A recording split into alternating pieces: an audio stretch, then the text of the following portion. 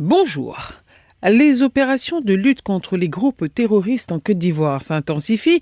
L'armée ivoirienne entend bien se donner les moyens de sortir le pays des griffes du terrorisme et galvanise ses forces spéciales, entre autres, rapporte Fraternité Matin du côté de Yamoussoukro, où a été inaugurée une base avancée des forces spéciales.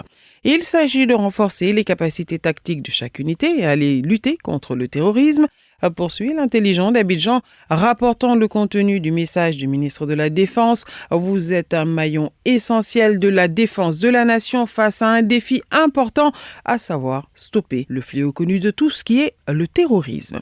Autre actualité qui alimente vos journaux après 10 ans d'absence, l'ex-chef de l'État ivoirien Laurent Gbagbo est arrivé à Mama, où il a été accueilli dans une liesse populaire, enseigne la plupart de vos journaux. Un accueil triomphal sur ses terres, s'exclame l'héritage. Un monde fou, il y avait foule, renchérit le nouveau réveil.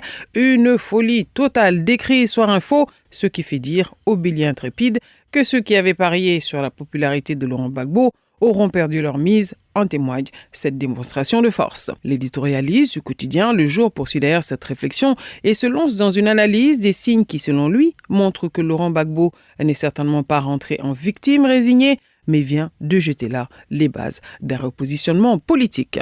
Le Rassemblement constate pour sa part que ni la prison ni les épreuves ne semblent avoir assagi l'homme.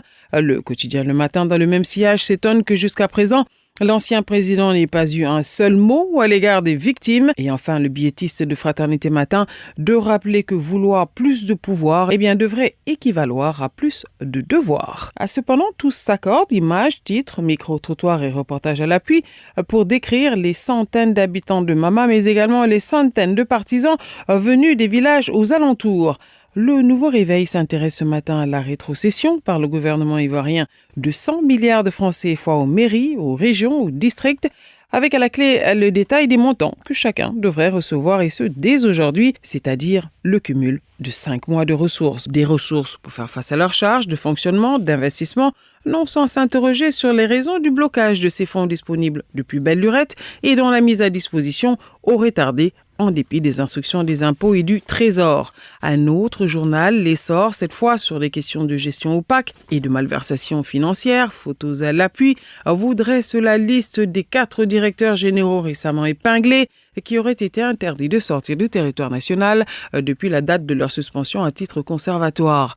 L'Essor de rappeler toutefois que ce n'est pas la première fois que des responsables de structures publiques ou privées passent par les tribunaux avant la case prison. Il en veut pour preuve les responsables de la filière café-cacao sous l'Ancien Régime.